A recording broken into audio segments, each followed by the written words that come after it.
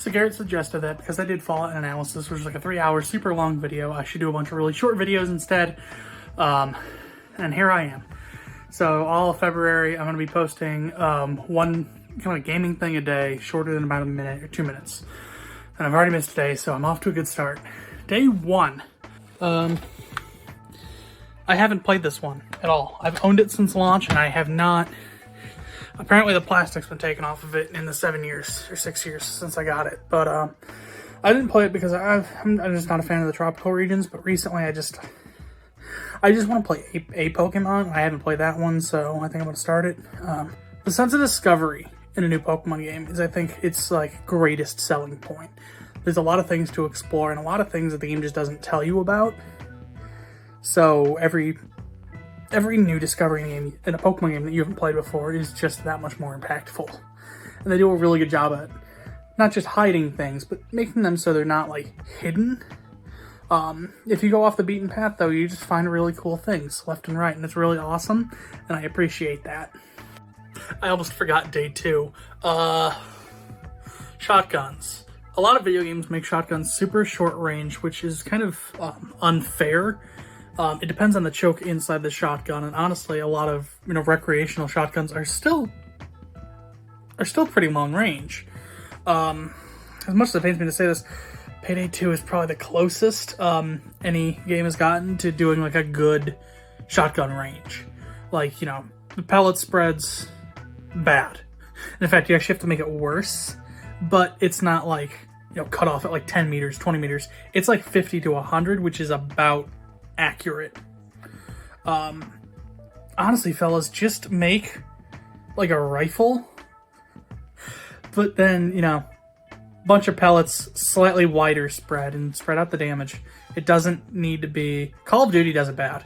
I know in Black Ops 1, the double barrel shotgun, like the range is like 3 meters. That's a bit overkill. It could be more than that.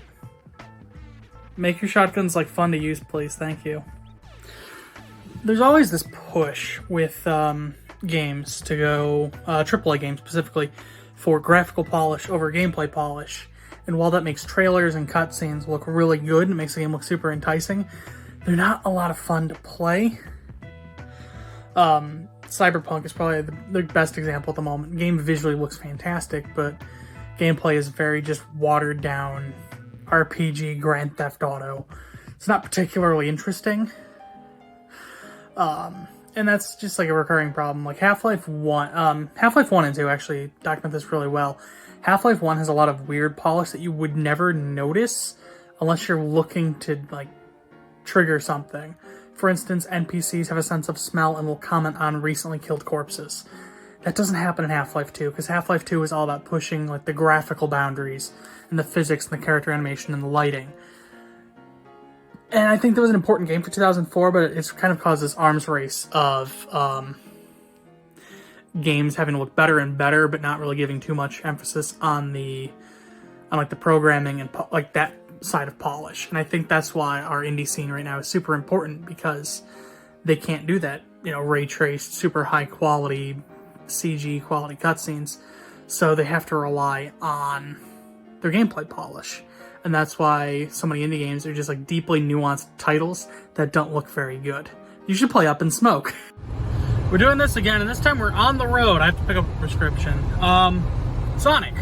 A lot of people like Sonic 3, but I honestly think Sonic 2 is the best designed Sonic game in terms of the classic series, because the gimmicks in Sonic 2 are like, they're short and incidental. It's like the loop with the path running through it in Aquatic Ruin. It's, the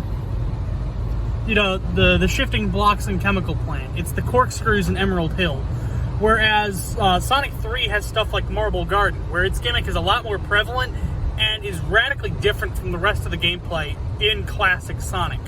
You have to kind of rev up the top to keep it up, and then you stop to drop it.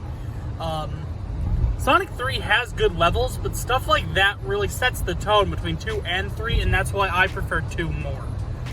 Because it's a lot more about the platforming and less about manipulating the gimmicks. That's also why I'm not a big fan of Mania, because Mania kind of just takes from Sonic 3's playbook. There are moments like Sonic 2's, like in Chemical Plant, they've got the syringes to turn the Mega Mac into something different. and you use those to platform around. But you also have much more intensive gimmicks throughout the game that kind of just makes it less consistent throughout. I hope that makes sense. This one's going to be incredibly quick. The more complex your leveling system is, it doesn't make it better. My favorite leveling system in any video game has probably got to be Fallout New Vegas, and that's literally, you have some skills, put some points into them. You is it an even numbered level, you get a perk. It's that easy.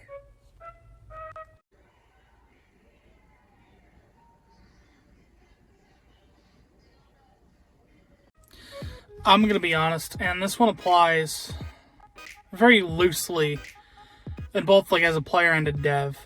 I'm very tired of the sort of Hobbesian cynicism that you get in a lot of like just in like mature games in general. My older brother just started playing through The Last of Us Part 2, and it's draining. But it's not the Schindler's List of games. It's still, like, there was a whole article, they were like, oh, most games are John Wick, this is Schindler's List. No, it's John Wick, but now everybody's just, like, mad at each other. It's not a more interesting world, it's just a more tiring world. I would rather take a world that's got a lot of charm and oddity to it, but is very earnest about that.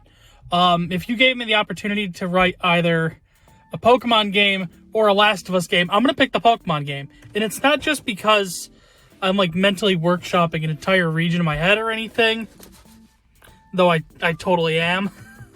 I always am. I love playing games and thinking like, you know, if I got control of this series for a single game, what would I do? That's just what I do. But like, that cynicism, I hate that cynicism because it's in everything.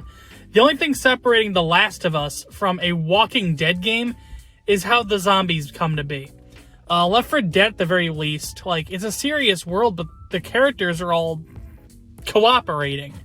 And, you know, there's, like, the bond between those characters. And I'm hoping Back 4 Blood has a bunch of that type of stuff, too. And that's really... That's why I appreciate those worlds a little more. You have to have gems of, like, genuine, earnest weirdness and joy. And so many of these games that are trying to be mature are just draining the whole way through. When the best M-rated game ever made is Team Fortress 2, and that's a game where Abraham Lincoln invented stairs. This is kind of a companion piece to yesterday's video about Cynical Worlds, and I want to comment on deep games, art games, because I feel like those games don't necessarily need to be fun to be good.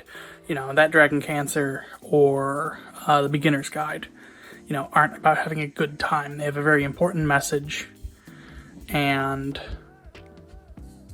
the prevailing thought I'm having, like the what I want to get across is those games can have emotional, heart-rending experiences in them. They don't need to be, you know, fun or lighthearted.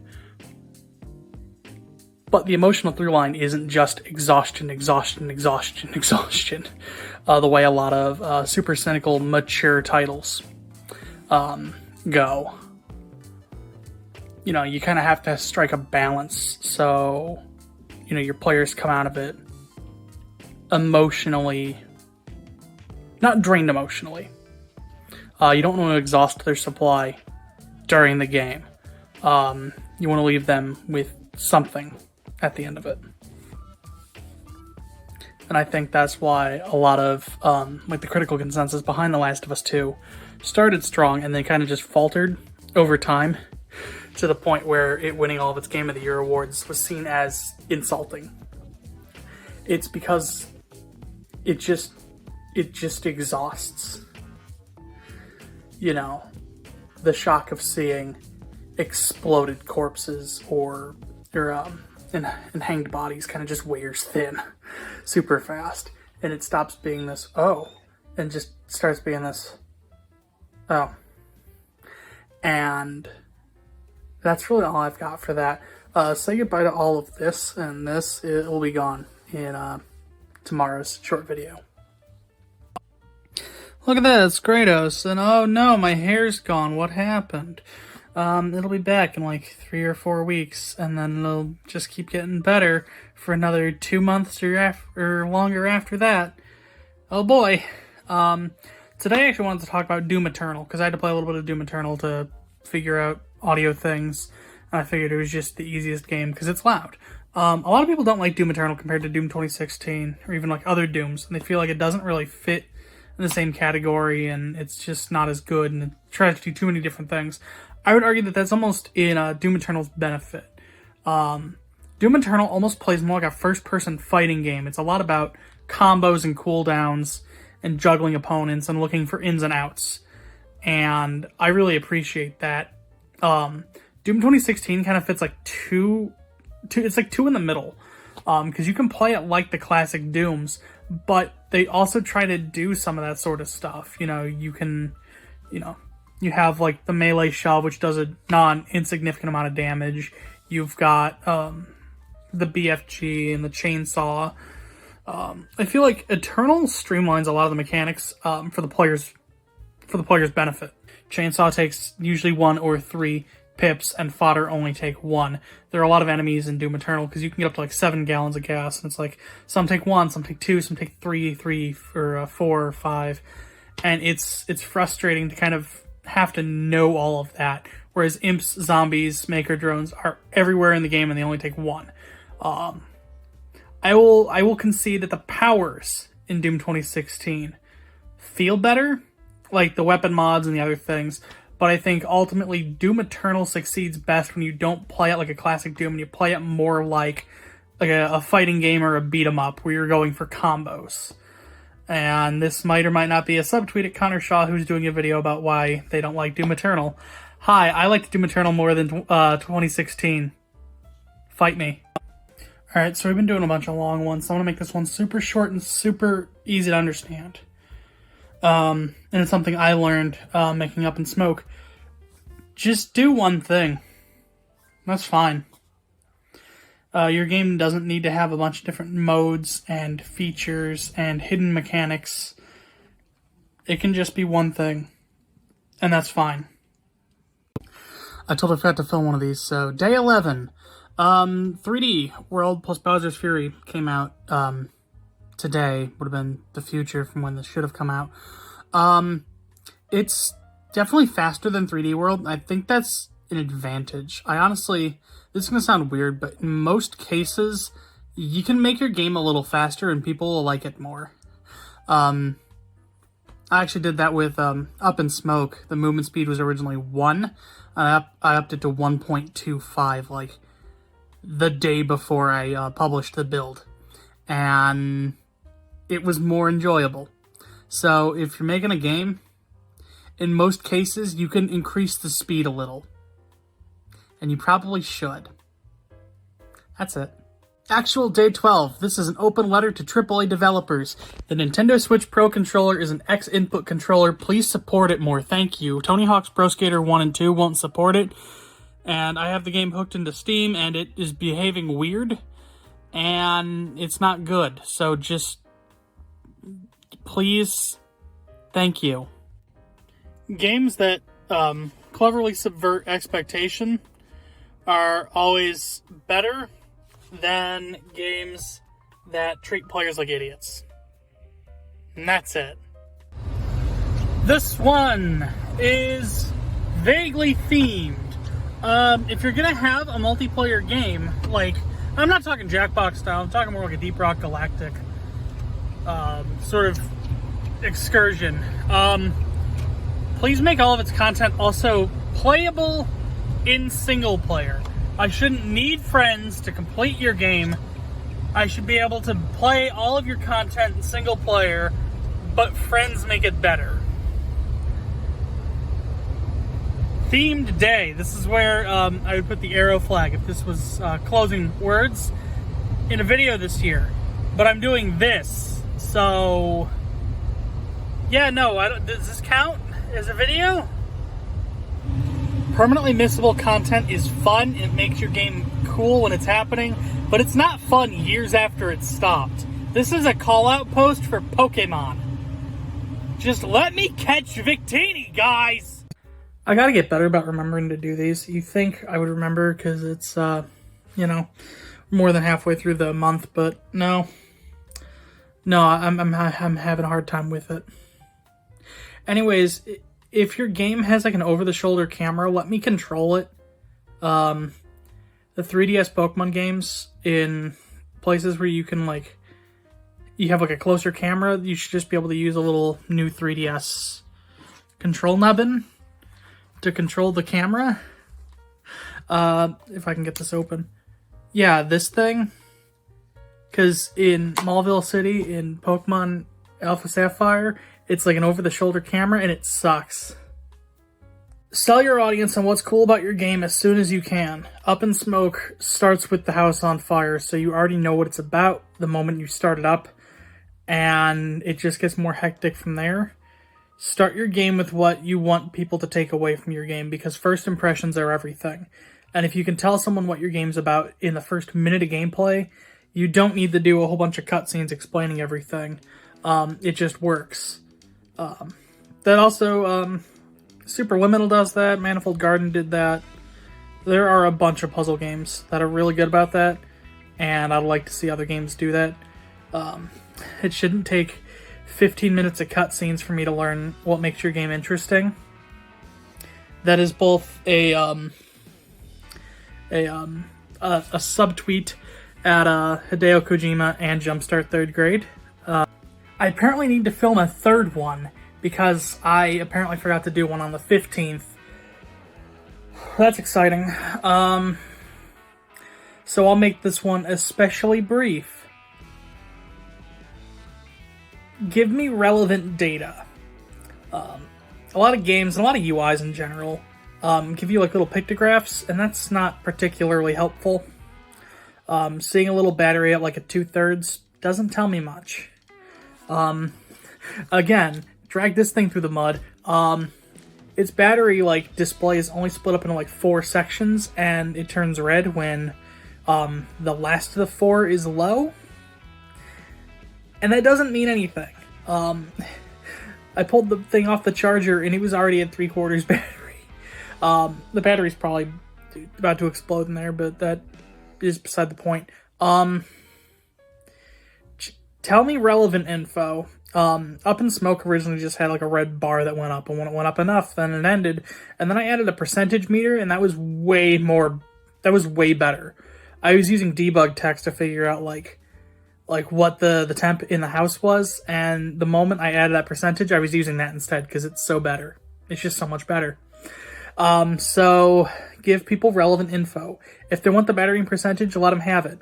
If they want like the raw signal strength in numbers, they should be able to see that. Apple, you used to be able to let me do that on your phone, so now you don't anymore, and it makes me sad. Let me explore the space before you start throwing enemies at me. Or challenges of any kind. I swear I am filming these on different days. It really doesn't look like it, but sorry. Really only got like 3 locations to film. This sounded way cooler in my head when I started, and it's just not working out. Anyways, developers need to do a better job. Online game developers in specific, curbing white supremacy in their games. A lot of these spaces, Minecraft, Roblox, Team Fortress, whatever, maybe the Battle Royales, I haven't played one. A lot of white supremacist groups do their recruiting there, and in like game forums. Occupy White Walls, in its like TOS, specifically forbids Nazi dog whistles. Your account immediately goes under investigation if you put 1488 in your username. They forbid works of art that include like the Iron Cross and things like that. And it's all done specifically to curb Occupy White Wall's use as a white supremacy tool. It hasn't been used as one, but those developers are already proactive in making sure that doesn't happen. And other developers should be like that too. Does a different angle help? I think a different angle might help. This is a video on Half-Life 2. It's a really good demonstration of lighting and physics and character animation. It's not very fun to play now because Half-Life 1 does a good job of making a non-linear space. Half-Life 1 does a good job of making a linear space feel non-linear. Half-Life 2's spaces look and feel linear, and I feel like that's emblematic of what Valve was going for. They were definitely making a tech demo first and a game second. It's kind of like Doom 3, I guess, in that regard. But it's kind of become the spiraling problem with a lot of AAA games that are now just kind of hallways that you shoot in.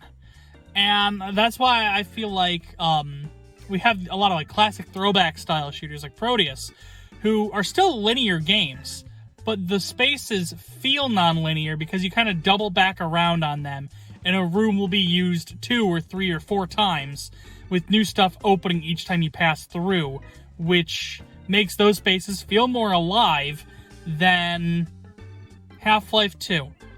And it might just be, I might be biased because I've played Half-Life 2 like 2 or 3 times, and I've been through a whole bunch of those maps in Gary's mod and M-mod, so they don't feel as big.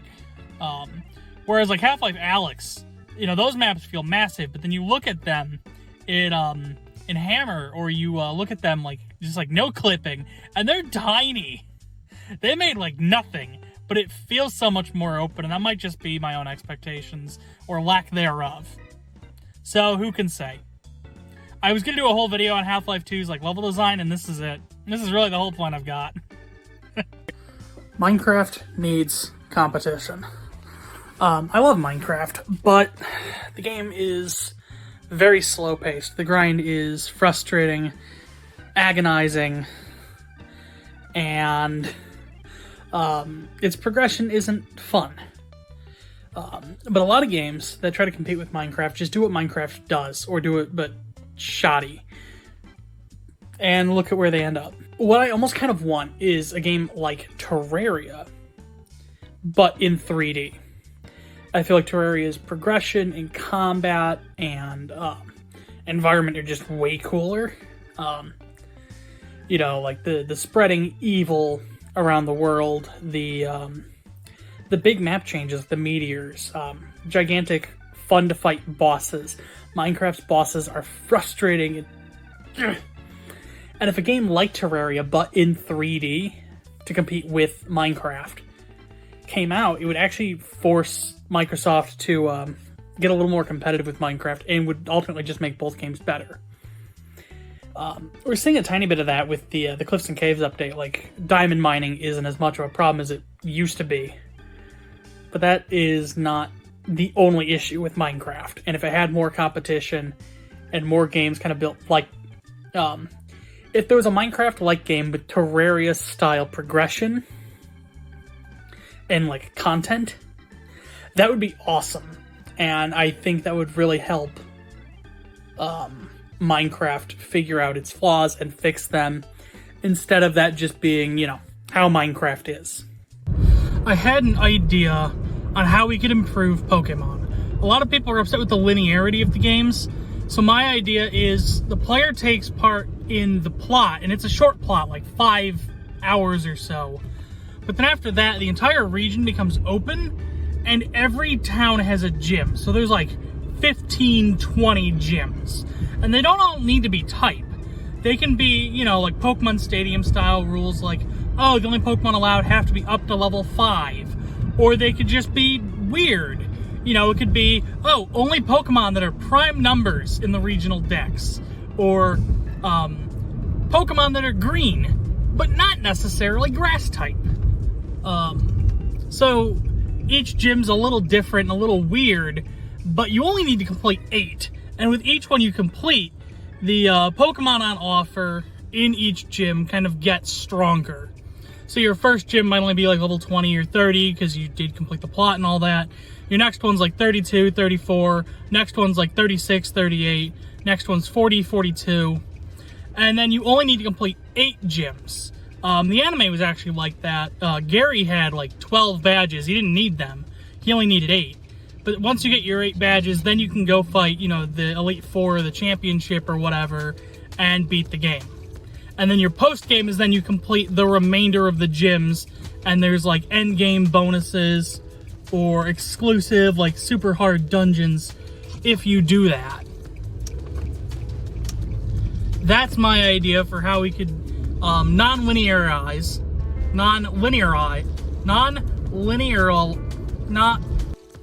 I'd like Animal Crossing a whole lot more if it didn't guilt trip me. Anyways, new monitor. Cooking in games. I like cooking in games. Most of the time it's good. The food always looks nice. But Breath of the Wild's cooking mechanics bother me. So, first of all, in Breath of the Wild, you can only have 5 ingredients at a time. And it's either you're making an elixir or you're making a food. Unless it's monster cake, then you can kind of combine ingredients from the two. Only 5 ingredients. Everything is 1 step. And whatever you cook, you can't use in other dishes. And that seems weird. It's like, yeah, why would you want to, you know, use a fruitcake in another recipe? But, like, I'm talking, like, the baked apple, or the warm milk, or the roasted herbs. I feel like it could be where some foods are also ingredients. And you can use them in other foods. And when you just go to cook, the items that you can cook into more dishes, you can hold multiples of. And the foods that are, their final form, you just eat. Or you drop, or whatever. Also, with that said, it'd be cool to have more cooking implements than just the wok.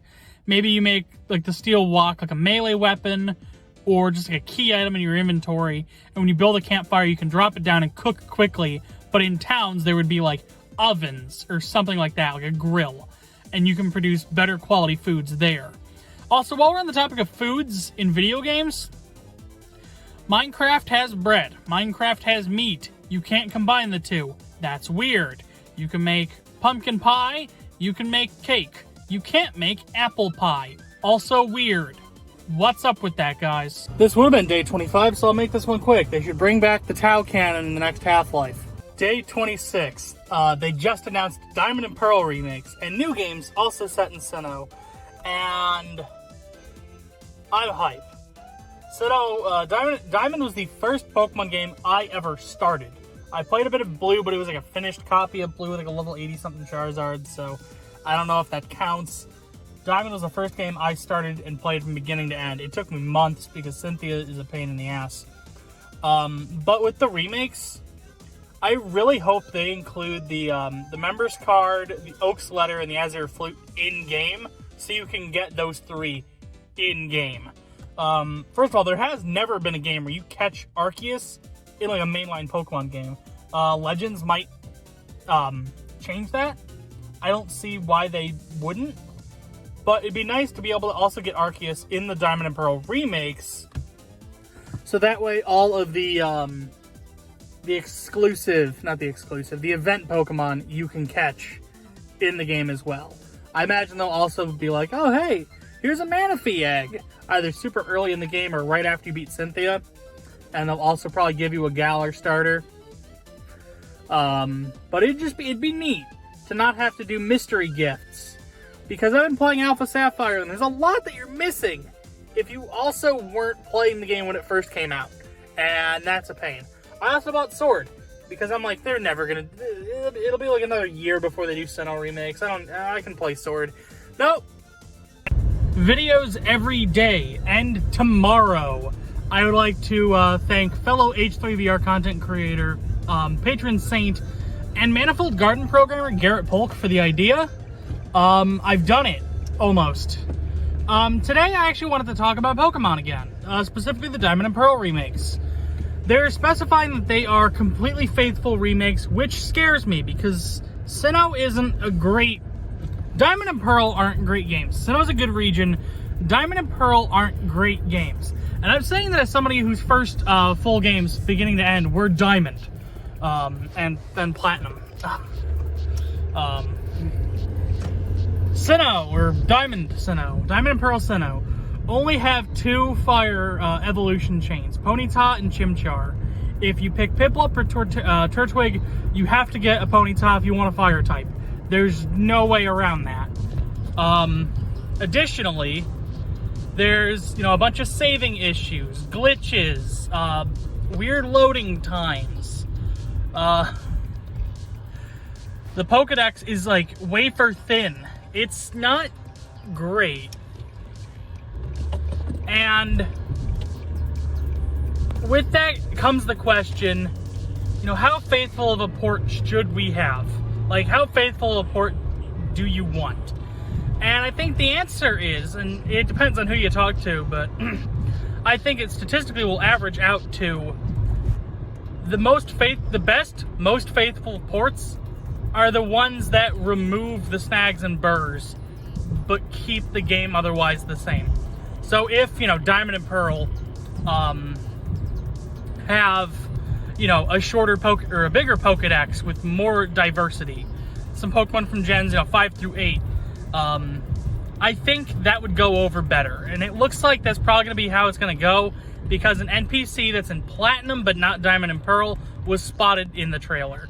Anyways, I just wanted to say that if you play Brilliant, Diamond, Sun, and then Moon, you have participated in BDSM. That's it. That's all I wanted to say. Well, we've made it to the end of February and the end of a video every day. And I wanted to end with the most important game. I also wanted to end in the most important place. We are once again in my car. And we're talking about Tony Hawk. Pro Skater 1 and 2, the remake. It's a really good remake. But more than that, it's a modernization in all the best ways. There we go, that's a little more comfortable. It's a modernization in all the best ways. Tony Hawk is old, and he's been skating for decades.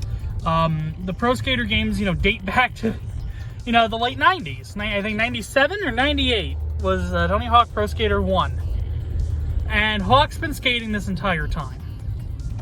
And the skate scene has changed drastically. It used to be much more conservative, and now it's not. And I think that's just, kind of the rallying cry of the whole world. Tony Hawk Pro Skater 1 and 2 are the classic maps, but modernized. And they're modernized in unexpected and, frankly, occasionally strange ways. For instance, school is not out for summer. They're out due to COVID. Mall is run down and abandoned and starting to get reclaimed by nature. But much the same, Minneapolis is going along fine. San Francisco is fine. We think of time as this villain that takes everything from us. But really, it just changes everything around us. And changes don't need to be for the worse. Changes can be for the better. Likewise, one of the tricks in Tony Hawk was named after a derogatory statement that was directed at one of the skaters. And it's been changed, and it's been renamed after the skater who coined the trick, not the derogatory term they flung at him. Tony Hawk Pro Skater 1 and 2 reminds us that the future is coming, but it doesn't need to be scary. We can look forward to a brighter tomorrow.